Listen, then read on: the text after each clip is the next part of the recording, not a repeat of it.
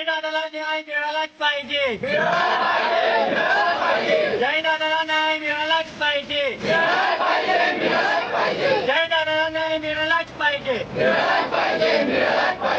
आरोपीला फाशी झालीच पाहिजे. आरोपीला फाशी झालीच पाहिजे. आरोपीला फाशी झालीच पाहिजे.